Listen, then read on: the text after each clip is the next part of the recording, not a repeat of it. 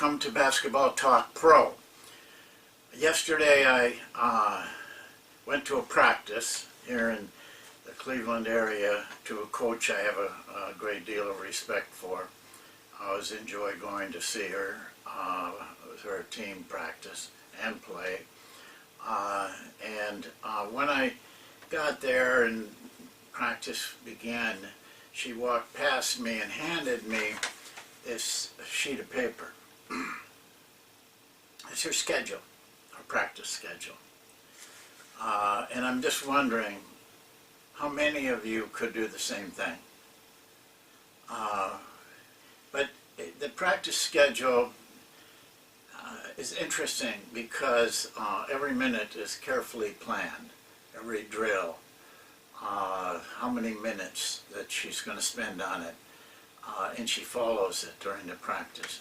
But then at the very top of her practice schedule, she wrote this: when you see a successful individual or team, a champion, you can be very sure that you are looking at an individual or team who pays great attention to the perfection of minor details.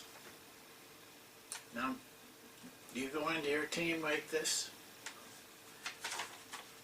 Everything planned out? Statement like that? Telling them that?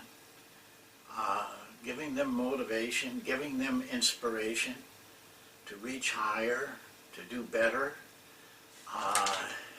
And the practice that followed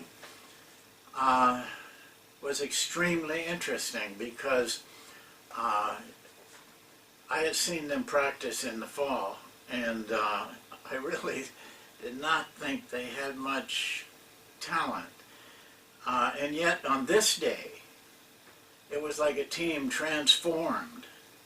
Now this is a coach that has for over 20 years produced an incredible record. 70 and 80% of her games won is not unusual. In fact, it's the norm for her. And so as the practice started, I couldn't help but watch how they had changed. And I asked her, what's your record now? 14-4. Right on schedule for another season, just like the last 18 or 19 where she's won 70% of her games.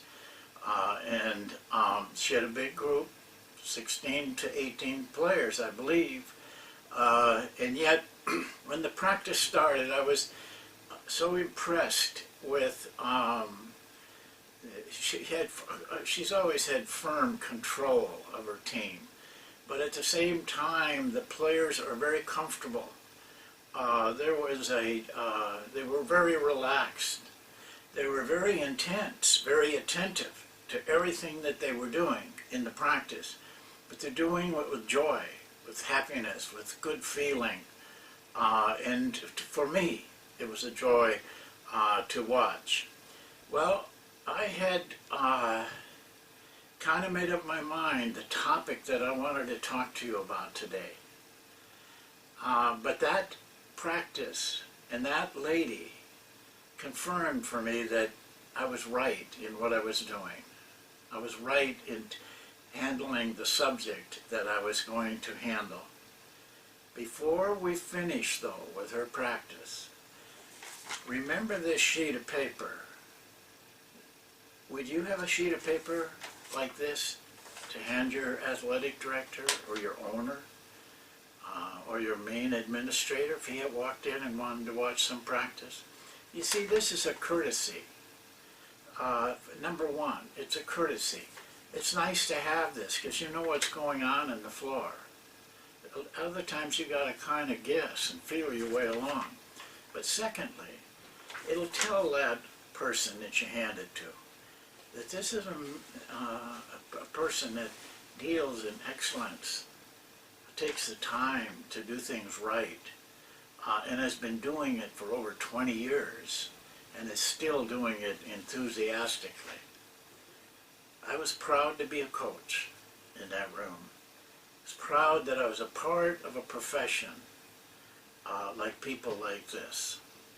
No, I know that they're not all like that, but still made me feel very good. And that brings us to the subject I want to talk to you about. The other day I was looking through my bookcase, which is a rather large bookcase with a lot of books, and I was looking for a particular book. And it was hard to find it, and because of the size of the bookcase, it's hard to, you almost got to get on a stool for the top part, and the bottom part goes all the way to the floor, so that's hard. And I had worked my way down too close to the bottom of the bookcase, when all of a sudden, like a book stood out like it was almost vibrating it just kind of even had a shine to it. I picked the book up. It was a little book. And oddly enough, I don't remember buying the book. When I looked at the book, I could tell it was new. You know, you can tell when a book hasn't been opened much. Well, it was a little book. And the name of it is Code of the Samurai. Now, I'm probably the only guy in this house that would buy that kind of a book. But I don't remember buying it. But somehow, that book was there, unread, and I began to read it. And I want to tell you about it. I don't know where it came from. But sometimes I think things just have a way of appearing for you when you require it. This book is a translation of the Bushido Shoshinso, which is a code of the samurai written some 500 years ago. It was written at a time of peace in Japan.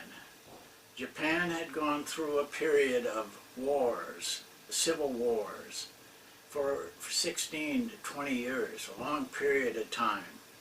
And of course the samurai were extremely important in those wars for protection of what is called a lord, who has like a large area of country and an estate given to him by the government, but he has to run it, raise the money, and he has a rather large group, and the largest group is the military, which is the samurai swordmen. They were really military people, but it was a loosely connected military, not the kind that we're used to. But now it was peacetime, and they were still had to, they still had skirmishes and things that they had to deal with. They still had duels that were part of their life that they had to take, because you see, they were hired by the Lord, and they were highly thought of in the hierarchy. But they were hired and paid, so their loyalty was to the man that was paying. What the title was the Lord, so this was, a period when they weren't quite as needed. Well, the code deals with this time as well as the previous time. It absolutely details everything of behavior that they require of a samurai swordsman, to incredible details. I want to read you just short periods of things that they regarded as important, it goes like this. One word is superior to be a warrior, considering their concern for death. It was a part of the very first thing in the book. It was a part of their training that death was accepted. I've told you this before. But there's a reason for it. They had to constantly be attentive to what was happening around them. They did not know what they might have to do the next day. So their duties of the day were extremely important to them, whatever they were called upon to do. And a lot of them were mundane at this time. One of the principles of this code is their allegiance to their family. And again, it describes very completely how you deal with your parents, with your brothers and sisters. How you actually talk to them and deal with them. Then they have what's called the ordinary principles, and this is where I want to take you. These principles, or ordinary part of the code or principles, was things that you would normally do, what they wanted you to do and insisted you do in your daily activities, such things as taking baths. They were told to bathe twice a day, once in the morning, once at night. They were to shave every day. They were to do their hair every day. And they were supposed to pay a lot of attention to making sure their hands and their feet were clean. You know, they didn't have pavement. A lot of dust. And the feet, of course, were not really covered. They wore sandals. Some of them were barefoot. And so this was, they were told, and as part of their code of behavior, they needed to keep their feet clean and their hands clean. This is how detailed it was. It went into almost every aspect of their life. One in particular that might show you how complete it was what they called execution. In other words, killing a person. They were directed by the Lord, the main guy, that he wanted somebody killed. He would call upon to pick one of the samurai swordsmen out and give him the assignment of killing this other person. But the book, what the code deals with is not the actual mechanics of the killing. What it deals with is how you receive that instructions. Very clearly, when you are asked by this man, the Lord, to go kill this person, you are to step up to him and say, "Sir, this is an honor. I'm honored to be able to do this, that you would choose me to do this great honorable thing. I will guarantee you I will do it with satisfaction." Now, how many of you get called on to, say, go to a luncheon or go to an event by the person who is your supervisor? And what do? But chances are you say, "What time's it going to be? How long do I have to stay? How do I have to dress? You know, I got to check my schedule. I'm not sure I can, I got the time." This is their part of their code. They couldn't do that. They had to just absolutely, in honor, say, "I want to do it." Now you got to remember that the man or person they were going to go to kill, they didn't have guns. They had their two swords. But so did that guy. And he might be very good. You know, how would you like to draw the assignment of having to go kill Musashi, the guy who we talked about in the Book of Five Rings, that had 60 straight wins and had killed them all?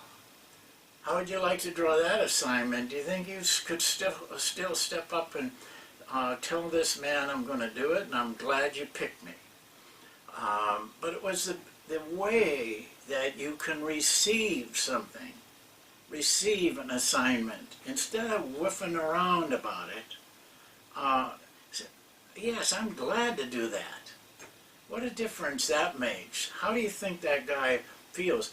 By the way, the code says that if the Lord gets that type of a person and he says those things, waffles at all, he's to dismiss him and find another person, because that person will fail.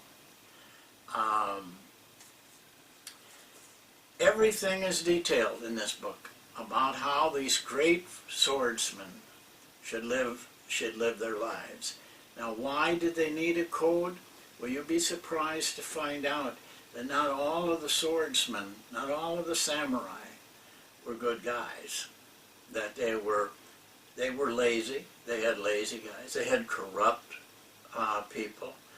They had backstabbers. They had all the things that we have. Nothing has changed.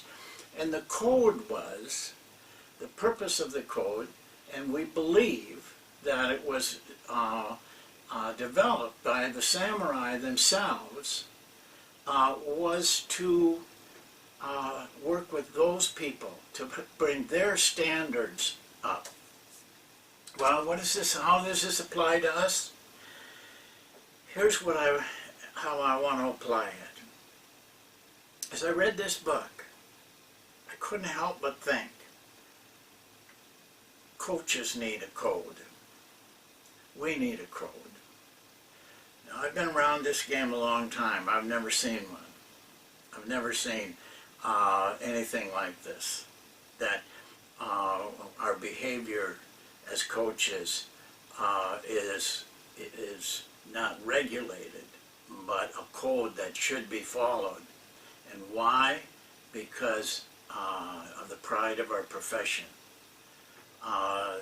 That we are concerned enough about our profession, just like the samurai was, that we always behaved in a certain way, that we were above reproach, that we were above greed, we were above these things, and we worked hard at our profession. Here's what I want to ask you. I want you to help me. I want to make such a code, but I want it to come from you, coaches. I want to put it together as a code of the coach, but the Basketball Talk Pro code of the coach. And like the samurai, I want the coaches to develop their own code of honor. And to start with, I don't think we need to go into the detail they do. Maybe we can build it. You got to remember, this code was not built in a week or 2 weeks. It probably was built over hundreds of years, that it developed of what kind of a person the samurai should be. And the same thing with us. But I would like you to send to me one item that you would like to see in the code. And I would like you to describe it in just 1 or 2 sentences. Don't send me a paragraph that I got to read a lot, but just send me a sentence or a statement. Maybe it's about dress, maybe it's about practice, maybe it's about the way you approach other people, how you handle problems. But it should be with honor, not a whiffy, a thing that doesn't seem to fit, but honor, above reproach, reaching for excellence, how making our profession honorable, nobody looking down their nose at us, proud of what we are. And when you make this statement, do this for me. First, consider it from the standpoint of a parent. Put yourself in a parent's position. What kind of coach would you like your son or daughter to play for? And then put yourself in the position of an administrator. I don't care what kind of an administrator, an athletic director, a superintendent, an owner, a general manager. What kind of a coach, kind of the type of person and the type of behavior in your coach, if you were in one of those positions, what would you like it to be? Thirdly, and most important of all, is from the standpoint of the player. If you were a player, you probably have been, what kind of coach would you like to have? What kind of coach would you like to have as work ethic, as other things that go into your relationship with a coach? Think through those three things and then email me with a statement. And let's see what kind of a code we can put together. Now I know that 80% of you won't do it. It's that 20% that I'm reaching out to. I'm hoping it's bigger than that. But after we get it put together, and I would like to keep it to 10 principles in this code. Let's not try to control everything. Maybe we will someday. Maybe it'll grow, like the Code of the Samurai. I'm positive that grew through the years. They changed it, they added to it, they took things out. That's all part of it. But let's get it started. And then I'd like to see if we have what we can really be proud of as a code for coaches, that if we can get it to the right people and have them not necessarily enforce the code as much as to make it very available, that coaches have something that they have in front of them and they shoot for. And I think that would take a large step.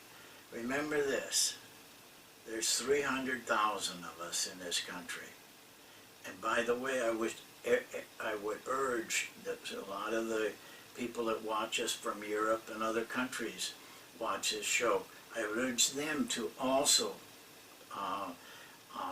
get involved with us because they have different needs and different problems, so that we can engulf all coaches everywhere. And think of the dramatic effect we can have as coaches because we touch so many players. As I walked out of that gym yesterday, I knew that every one of those girls in there were getting lessons that they could carry with them for the rest of their life.